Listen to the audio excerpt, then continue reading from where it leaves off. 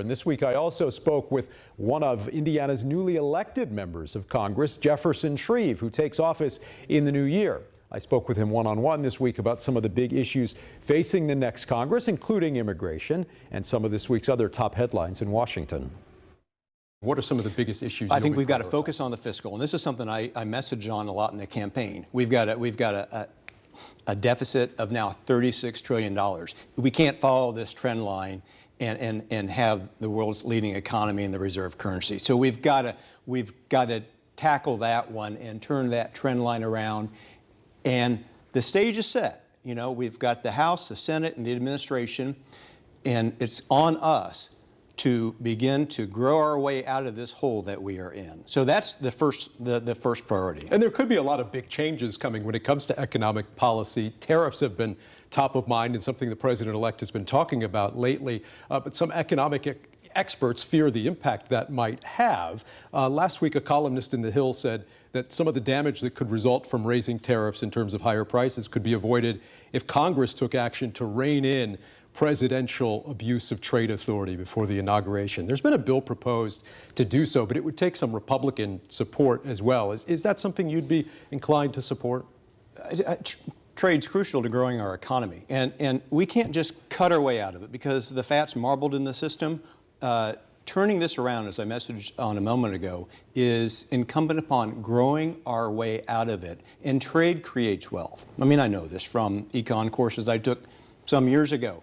So you'd be leery of tariffs? Well, tariffs are taxes, but tariffs are a tool. And President Trump is a master negotiator, and it's not hard to imagine that he's using that as a tool toward negotiating better trade agreements. The Biden administration hasn't put forward any trade agreements over the past 4 years.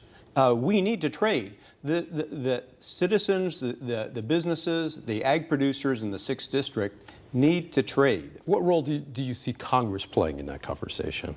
Oh, I think we've got a central role in terms of the approval of trade agreements that will come forward from the administration, and from a fiscal and a budget standpoint.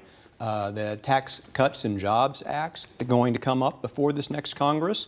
The Highway Reauthorization Bill, the Farm Bill, all that's coming at us in the next Congress, and it's going to come fast. Yeah.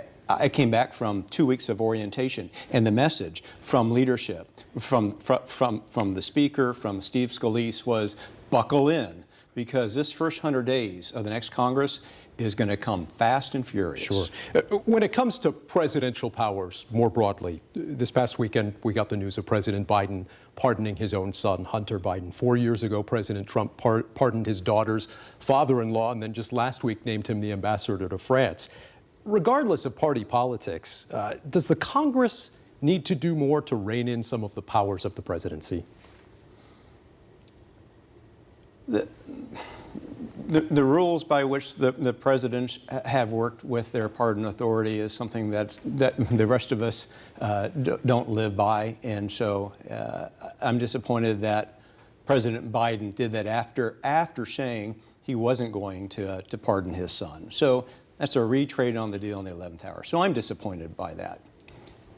At the same time, we've got to move on, and there's so much that's crucial for the next Congress, for this congressman-elect to focus on in the next year, that's where my head is. When it comes to the next Congress and the incoming administration, some observers have questioned whether the Republican Party is up to that kind of oversight, or if they'll merely rubber stamp many of the big changes that the president-elect wants to enact. What will your approach be? I can't speak for 434 other people, but just asking in terms of you and how you approach it. That's not the job that I signed up for, to be a rubber stamp. I mean, I have worked hard this year and moving around the district, meeting with, we put a tally to it, 300 and some odd constituent meetings, or hopeful constituent meetings. I'm not going in to be a rubber stamp.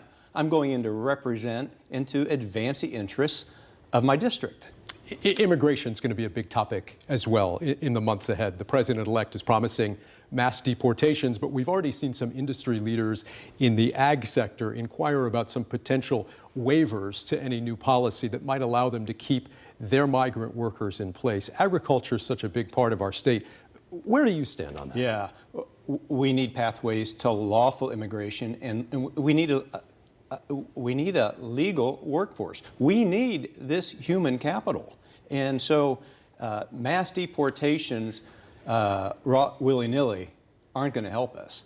I want to see the fine print. What does that really mean? The program I had seen has a huge price tag associated with it, but we haven't even begun to get into the fine print. That's something that at the congressional level, we're all going to be eager to see what this means from a practical standpoint, and to bring our respective voices in terms of what the implications of these deportations would be to our own districts. And that's something you'd like to see Congress have a voice on, as opposed to something perhaps enacted by executive order.